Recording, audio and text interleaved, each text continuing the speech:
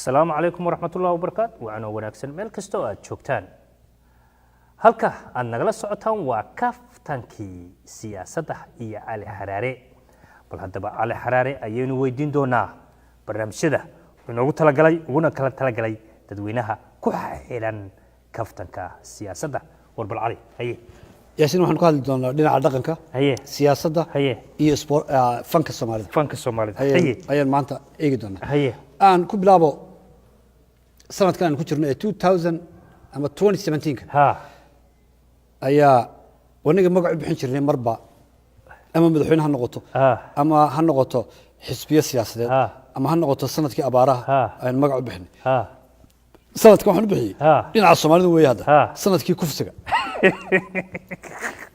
sanadka waa kufsiga haye aan galdogob adiga ogaa in laba gabdhood lagu kufsaday lagu jir dilay meediyaha ay aad u buuxisay sax aan inkastoo ragii markii dambe la xukumay walow shaabugoodu oo iska ahaa taabasho la taabanay haye madulu artay shaabugiro saasaga kii lagu garaacay ba qoslaya ya haye aan xabsiga lagu xiri doono cid si hayn doonto inamada lama garan karo waxa laga yaabaa 6 bilood soo socota in aynu ka maqallo haddana iyagu joogo South Africa wasoo daray maadaama sharci aanu shaqeynay aan si kasta noqotay galdow dhibkaas ka dhacay garowe gabadh yar oo sagaa jira way dhimatay iyadu inna lillahi arintaas oo dhimatay arinta laftigeeda cadaada tiri wixii oo dhan isku fuuqso 6 jir baa nin ciidamada ka tirsan galmudug oo kufsaday ninkii baa la soo qabtay gabadh yarad baa la keenay oo inta meel la soo firsiyay rag kale ayaa la yiri bal sheeg ninku ahaa dabetana mar kasta ninkii bay farta ku fiiqday aad baan u ilmeeyay markaan videoga daawaday ma doonayeen in muruga kala dadkii tusno inta hayno hataas muqdisho dadka la kufsaday la sheegayo waxa inaan maqal baa jira nin baa xitaa ku jira Channel 4 wuxuu isaguna soo gudbiyay in dadka u soo qaxa magaalada dhexdeeda ee soo barakaca iyana habeen walba in la miro dumarka oo la kufsado oo hooyooyin iyo gabdho yar yar iyo midna aan loo aabiyay isugu jiraan haye muqdishona waxa tiri isku fuuqsay iyaduna Minneapolis laftiga ka dhacay sidar iyo agaarkeeda ani waa ereeyay waa ku dhowdahay haye aan halka saddex dumar oo waaweyn dadooda waaweyn oo Soomaaliya ayaa midna la kufsaday labana aad loo garaacay aan nasibnaag ninka markii hore lagu sheegay inuu Soomaali yahay ma noqon Soomaali ee wuxuu noqday nin African American ama nin madow oo Mareykan sax laba kamida marba oo kala xilli duwan mid walba intuu dhulka la dhacay islaanta ayuu wixii ay haystay ka qaatay ajaayib tii ugu dambeysana waa Abu Faraxmay oo uu kufsaday inna lillahi daal islaamka ku soo gudbinaya 70 72 iyo 75 inna lillahi wal xir ila 75 ma nabadgeli kartaa haye ragga horta dhibaatadaas كوابستي هي Soomaalida iyo de ragga Soomaaliyeed waxaan ismaynaa rag Soomaaliyeed haye aan waxa muujinaysaa xuquuq la'aanta haweenka iyo cadaalad darrada ka jirta Soomaaliya inta Soomaaliya markaan ka hadalno haye aan xuquuq darro kale ayaa iyaduna jirta haye nin odayaasha Soomaalida gabadh yar bay ka dhigantay gabadh yar haye kii wadankii tagaaba wuxuu guursanayaa in yar oo 3 jeer dhal karo 3 times uu guursanayo haye balimka sawirka soo socda ninka odayga ah gabadha 100 jeer buu dhal karaa waa badal karaaba waa weey gabadha hadana waa murugaysantaa sawirkii aroosku kuma faraxsano oo tiraaya ka muuqato inay soo rogaysaayo ninkii ma eegi karto oo ilaahu adaawo ilaahayo allow naastur bal isna aynu eegno mar kale sawirkan soo socda xildhibaanada cusub mid kamid ah oo daadiisu ay tahay 49 ayaa wuxuu guursaday gabadh 13 jir 13 jir guursaday war adeero dadkii dhalay gabdhaha ku socdaan ya dadka xay ku socdaan haye waa ka sawirkan oo daawo adiga dadweynuhu inna lillahi wa ajaayib ya wa ajaayib way ajaayib dumarkii godad baa ka taagan meel ka timiba waanu ka gudbi doonaa Soomaaliya doorashooyin baa ka socda waxa la dooran doonaa madaxweyne bisha 8 February aan barnaamijkan oo aan ka hor sheegnay intii aan la dooran dadka ayaynu waxaan eegi doonaa bal marka ugu horeysa sida wax kala socdaan haye aan waxa soo qaadan doonaa horta marka hore laba nin oo aan ku tilmaamay iyana 2017 ka xildhibaanadii cusba ee fashilmay haye waa fartaag oo madaxweyne ku-xigeenka ahaan jiray Jubbaland iyo Cabdirashiid Xidig oo isaguna u tartami jiray golaha baarlamaanka inuu madax ka noqdo أنا سيشة كوجل درستي أو شوارع قاضي حدق بانكو هرندونا حدق وحيدي هدي الله يدورته مركو وترتمي قداميها برلمانك برلمانك هدي الله يدورته هجان كانوا حبانك بدلية سيدي الصومالي وسعون شرتي هو رايح حاجة سياسة ده سكدون وهنام في عنها ويسبدل عصوا وندلنا هلا يدورته ولا دورن واي شوارع بقى صباحي نيكي مرقولو يسرق هدرو نيكي لها مدحدا iyo xasan sheekh iyo rag far badan oo kale meesha waa ka saari doona ayaa markuu arkay inuu xagaa ku fashilmay ayuu hadana xasan hoostay xasan buu online wuxuu yiri soo xildhibaan u khudbadeynaya waa inaynu madaxweynahan isaga muddo soo hayay aynu ugu cilnaa undee doorna that means isbedel mar rabnaa sidii hore ku socoto sheekadu qof markuu xiisa qaato ayuu sidaa u hadlaa marka siyaasiga Soomaaliyeed waa beenaale وانا خاين وانا بيناله عده او خائمه يوم بنتو شيغان وشعب كيسي aan marka hore ku tuso adiga dadweynaha عبد الرشيد xiddigo leh isbedel baan sameeynaa hadii baarlamaanka la doorto daawasho wanaagsan xildhibaanada waxaan ka codsanayaa in ay isbedel macnale dalkan u horseeda waxaan ka codsanayaa inay maskaxdooda ka saaraan reehbel iyo reehbel marka ay codeynayaan waxaan ka codsanayaa inay eegaan masayrka dalka Soomaaliyeed meeshu aadayo haddii baarlamaanka iyo hoggaankiisu aanu hagaagsanayn wadanku lagama yaabo inuu hagaago ma dhacayso baarlamaanku haddaanu hagaagsanayn in dalku uu dariiq saxa oo ay ku socon karaan howlaha wadanku uu maro suuragal ma aha in baarlamaanku uu ku jiro wixii uu ku jiri jiray muddooyinka la soo dhaafay 4 sano la soo dhaafay baarlamaanka xubnaha baarlamaanka oo hore waa xasuusan yihiin hore ugu jiray baarlamaanka cusubna waxaan xasuusinayaa waa maalinta aad guddoonka doorataan ayaad masiirkeennii muujiseen meeshuu aadi doono iyo dadka Soomaaliyeed meesha aadi doonaan ajaayib weeye hadal bayanaan gelin aan ku xijino mar kale isagoo leh xasan hala doorto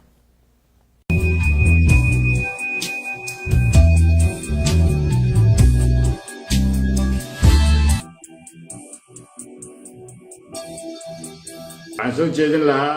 dhammaanteen inaynu taa isku raacno annaga murashax kale waxba uma dhimayno waa murashaxiin waa tartami karaan laakiin endorsementigeena haddaan nahay xildhibaanada halka fadhiya waxaynu siinay madaxweyne xasan sheekh maxamuud xalay soo maqlayo xiddig baan kala ilaa fartaag baan u tagi doonaa fartaag wuxuu galay aqalka sare isagoo Jubbaland laga soo diray odaygu waxa laga dhigay gudoomiye ku-xigeenka labaad ee guddiga doorashooyinka guddiga doorashooyinka macnaheedu waxa weeye inaad u dhaxaysid dadka tartamaya ee murashaxiinta odaygu say ku noqotayba xasan sheekh baa cusubay 190 xildhibaan oo uu doonayo in 190 kaas uu yiraahdo iigu shuba hadhow oo doorto sax dabeetana rag baa meesha ka hadlay fartaagii dhexdhexaadka dadka u hada ayaa hadloo yiri xildhibaan waxaan ku faraxsanahay inagoo 194 qof horena waa naga u dhaaranay imikana waxaan ku dhaaranaynaa inaynu xasan ugu ridno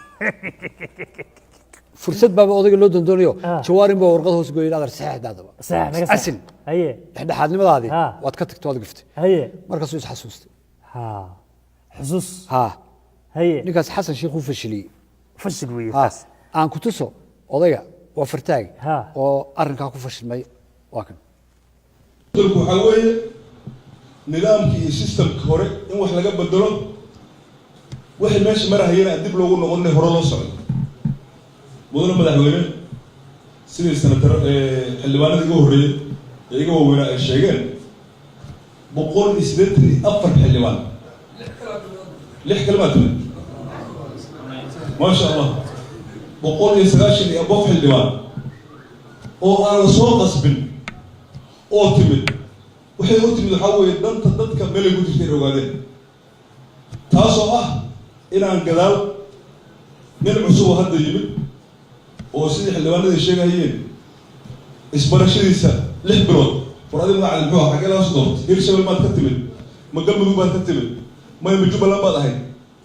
6 bilood naga qaadato kabacdi haddana barashadii 6 bilood oo kala qaadato hal sano u dhammaado waddanku uma baahno ee wuxuu u baahan yahay qabyadii aad noo sheegtay inuu dhammaystiro wixii dhacahayay in laga hortago oo ahaa qaraxi أرداس كشفات وين وكشفات وين هي وأنا كقول بدونا يا الله دورنا يا ضدك الله دورنا يو محي الصومالي كوسو كورين دونا يا جذب يأد كجلاي أمد الصومالي هي وحكم بلا بدونا حسن الشيخ أد وكجلاي أمد الصومالي أما الشعب كيس شعب كيس هي قبيلات بكوة هي كو waxay qabiiladu ku tahay 1991 ayaa ummadda Soomaaliyeed ugu dambeysay reer hebel anagu jilib hebel anagu shir jireed bal qabanay gobolka hebel ma doonin dagaal la sokeeyo oo reer la isla leeyahay waxa soo xasan baa bilaabay haye dawladii ka horeeyo dhan ma lahayn haye taas oo mid lagu xasuusan doono haye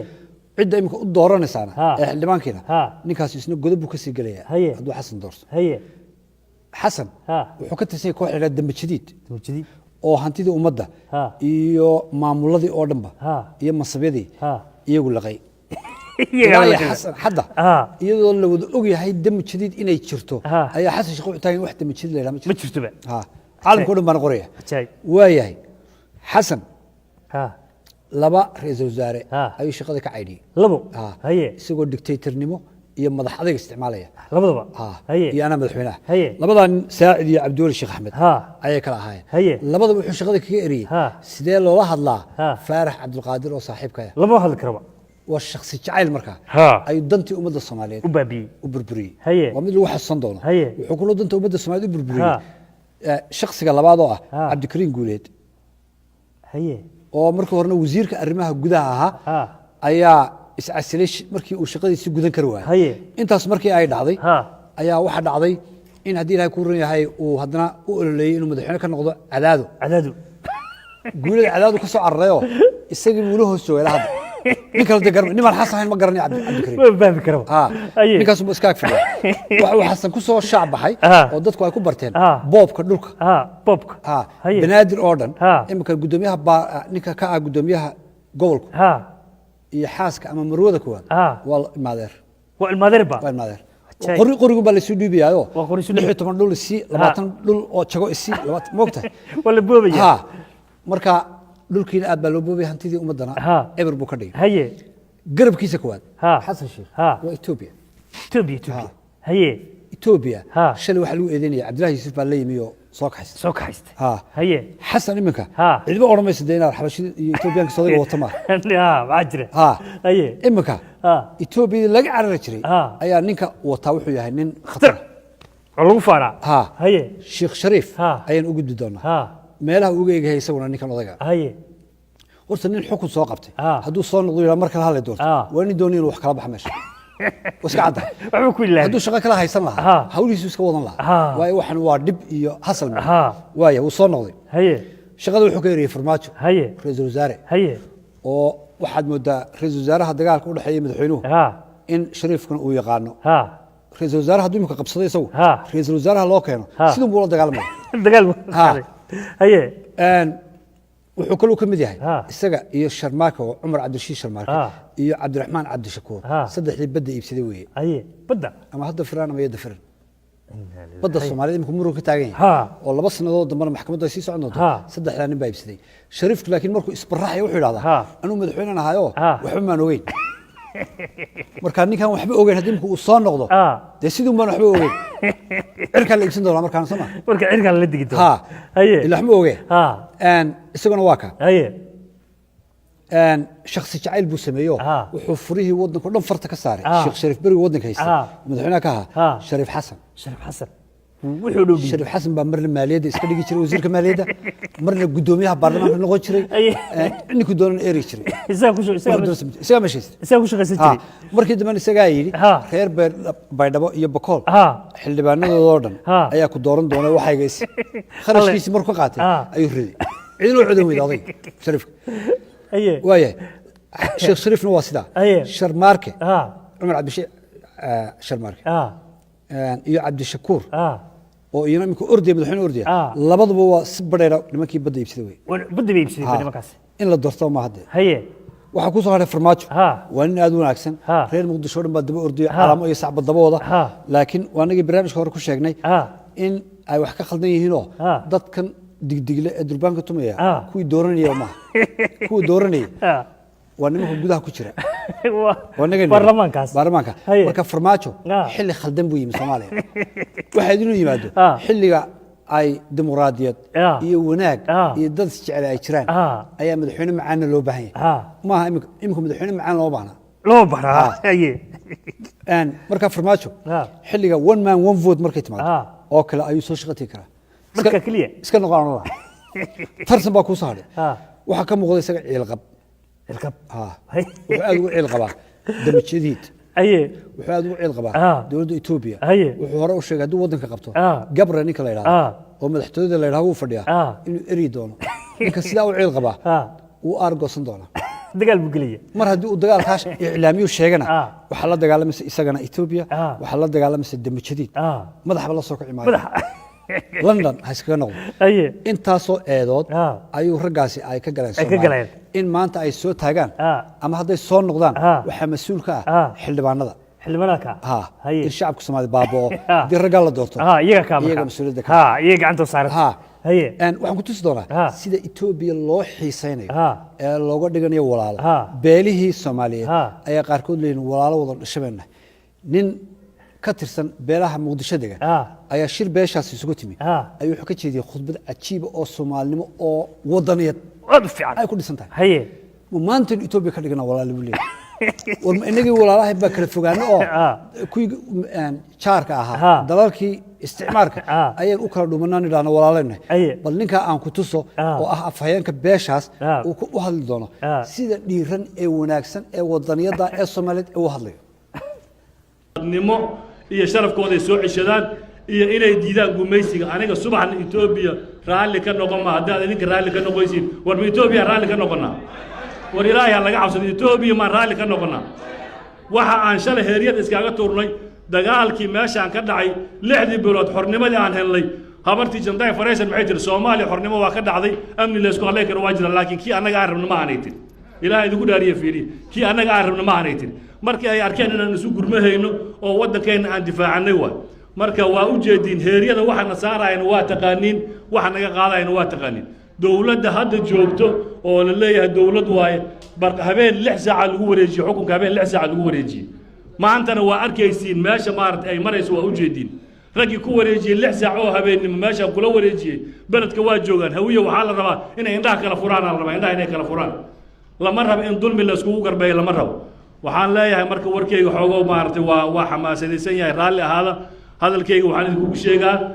waxa ahaato Itoobiya inaan diidanahay hadafkeena ku wada aado horta wassalaamu calaykum waraxmatullahi ninka Soomaalinimo ku jirta ninkaasoo kale madaxweyne laga dhiga maaha in been lasu sheego nin maartay wax dhacaya in la doorto waynu ka gudbi doonaa dhinaca fargelinta Itoobiya ayaan mar yar eegi doonaa Kenya iyo UAE Umar Abdulrashiid ayaan dhageystay khudbad uu jeedinayay oo sheegay in fargelin shisheeyaha iyo dalalka jaarku ay ku hayaan waddanka Soomaaliya oo dadka tartamaya murashaxiinta ay u kala dhuumanayaan oo ay lacago iyo hanti iyo awoodba ay siinayaan wuxuu dhaleeceeyay in ay ka baxaan hawlaha Soomaalida oo Soomaaliya la isu daayo Umar wuxuu ilaabay in isaguba ay wataan UAE Imaaraadka wataan Imaaraad ku jira marka dama Imaaraadkii buu ilaabay in iyaguna shisheeyeen ummadda Soomaaliyeed maanta waxa halka dhigay dalalka Carabta abaartii markay dhacday ee la baaba'ay Sacuudi Arabiyanku waxay yiraahdeen xoolahooda nooma keeni karaan Soomaalidu oo cudurkii Rift Valley bay qabaan oo dhibaato Xasan Sheekhna waa kii hore ugu geeyay 200 oo gabdhood oo jaariyada oo 5 kamid ay dhinteen kuwa dhintayba shan dhintay ilaahu naxariiso eedahaas oo dhan baa dalalkan jaarku ay inaga galeen kuwii baa la leeyahay hor socda Itoobiya Cabdullaahi Yuusuf markii uu meesha keenay Muqdisho dadka Soomaaliyeed waa kuwii si dhiiran u cadeeyay in ay ka soo horjeesteen maantana ciidamada ugu badnaa baa hadana Muqdisho jooga isugu yimid Gabre ayaa isaguna madaxtooyada fadhiya oo dhex fadhiya sanka madaxweynaha marka shisheeyuhu ila Kenya oo Axmed Madoobe isna uu dugsanayo oo ay leeyihiin 20 sano soo socda Kismaayo waxay noqon doontaa af Soomaali baa laga hadli doonaa iyana waa ayaan darada Soomaaliya haysata iyo fargelinta dhabta waxay ahayd oo talo soo jeedin lahaa Yaasiino in madaxda Soomaaliya rag u ordaya murashaxiintu ay ummadda Soomaaliyeed la hadlaan yiraahdaan war waa nala haystaa annagana waa nala ka awood badan yahay idinka shacab oo kacdoon sameyn karo oo iska celin karaya meesha ka kaca annaguna madaxdiinii aanu ahaano isku duubnidaas waxay keeni lahayd midnimada Soomaaliyeed waxay keeni lahayd in isticmaar laga fogaado waxay keeni lahayd in la walaaloobo laakiinse inta madaxda imika ordaysaaba waxay la shaqaynayaan isticmaarka wayna inta ogaana qabiilada meesha ka gaareen 24 nin baa ordaysa waxay u kala qaybsan laba qaybood 13 waa beel weyn beelweynta Muqdisho digta 11 waa beelweynta kale ee Garowe ugu weyn tahay waynu kala qaybin doonaa 13ka beelweynta reer Muqdisho 8 kamidii xasan sheekh bay isku reeriyeen bal 13 nin oo beel wada wadaaga oo 8 ay isku jirtaan oo 8 waa madaxweyne ordaya ma dhakhtar boo qoray xagee ka yimaadeen beesha labaad oo 11 8 ay Umar Cabdirashiid ama reer Garowe isku reeriyeen waa 8 out of 11 reer kale iyaga waalay marka labada reer ma ayaa Soomaali waalay oo halka dhigay oo hamuun u qaba in ay hanti ummad ay dhacaan dadkana ay madaxa ka garaacaan iyagoo adeegsanaya ciidamadii qaranka Soomaaliyeed iyaga u yeeranaya Ethiopia Kenya iyo UAE iyaga inta u yeeranaya qol walba xiddoonaysa ummadda shacabka masaakiinta in madaxa laga garaaco laakiin time baa iman doonta waqti baa iman doonta la xisaabtamo oo Soomaali ay danteeda garato waynu ka gudbi doonaa Boosaaso ayaa bariyahan waxay noqotay South Africa caadiga كل بلد لي أو صدق بلد لي أفر بلد لي أن الشباب أيها دجال كايت بدن كوضة دجال نقول الله إنه إذا مو سراكيل يرق مقعله صدقني أي جورعين أو مدحيل صادقين قندلا بسم الله الرحمن الرحيم دجال بدرات كدعي بر كنترول أو إذا متشوجين لبا الشعب أيها كل انتي أن قياستي لبا إذا مدينة وير داوع أن لبا كلا أنا ميل كلا كل انتي waxaa soo dhibaato ciidanku weerar buu soo qaaday iyaguna ciidanka Puntland dadna ashaab baan la dagaalanay beera weerar adag way ciidanka Puntland marka ashaab la dagaalmeen waxay gacanta ku soo dhigeen qalab ay kamid yihiin 3 dhalo iyo kab wax weyn bay qabteen markaan wax moodin dad nool soo qabtay oo dagaalka la hayo maxaabiis dadna waxaan ku arkay baro saabki governorki oo leh kabtaa iyo oo ninka carray labadii kabad maaha waa mid iyo 3 dhalo oo moodin in malab ku jira malab laakiin governorku uu leeyahay waxa ku jira baasiin isagoo ku soo shubiyaan urmayna oo halka yaala ayaa qarxida loo adeegsanayay ku leeyahay soo qabteen wadaba ka soo dadaalay sawirkii ila daawo horta wadaladaas looyinka halka saaran iyo kabtaas horta kabta samarkii hore kabu eeg adan ku arkay sandalka noocaas waayay meeshaasna halkaas ka jirta waxaan tagi doonaa inuu khaatumo madaxweynaha khaatumo Cali Khaliif Galeer ayaa dhawaan maalin ama 2 maalmood ka hor wuxuu damcay inuu tago meesha la yiraahdo balli la isku haystay maalin 2 beelood ay dad iska laayeen markay meeshii tageen ma intaanu tagin ay odayaashii yiraahdeen anaga dhaqanka qaabilsan siyaasi baa tahay agtiida ka soo wareegay anaga ku filan umadana dhaxgal no way buud uu dhaqaajiyay rasaas baa ooda laga qaaday soo ordaya soo ciidankiisi ay tageen buu hadlay ayaan darada kala dhacdo waxa weey subax bi soo toosay mise website kasta waxa ku jirta warqad G11 asaasiyaashii Khaatumo oo leh waxaan doonaynaa in dib loo dhigo wada hadalladii Khaatumo iyo Soomaaliland u dhaxeeyay anagoo markaasi ku bees gareena abaaraha jira iyo doorashooyinka Soomaaliya ka jira xilligan munaasib maaha in wada hadallada si wada inta Khaliif aad buu caroodo wuxuu ka bilaabay hebel shaqadii baan ka eriyay oo G11 ahaa iyo hebel shaqadii baan ka eriyay warqada awgeed ragga shaqada laga eriya waa raggii ka qayb galay wada hadalladii Soomaaliland iyo u dhaxeeyay Khaatumo wax khatar waa ragii khatarta waxa iyana ka khaldantay qolada warqada soo qortay halkii ka warlahayn ku socota madaxweynaha ku socota maamulka Khaatumo ku socota shacabka ilaahay warqada shacabka u direen shacabka u direen madaxweynaha waa dhaafeen madaxweynaha waa dhaafeen marka madaxweynaha wuxuu leeyahay Cali Khaliif wuxuu leeyahay waa la ignore gareeyba wartii shacabkan la hadlaya aad ragacay waa ayada shacabkayga waa la soo dhigtay shacabkayga waayay waan ka gudbi doonaa qodobka ugu dambeeyay eeg doonaa حاجة فنك ستة سكوت هسا ياسينو هسا حوجا كون فعل لكن عليو ودي العضو حنت حوجا هذا يوسف هذا يا يونس في عن دتك أتكمل عدك حنورنا كان في عم بكوستان اللي عفنك الصومال دتك وش غطها إلى أمريكي ودتك وعدك حنله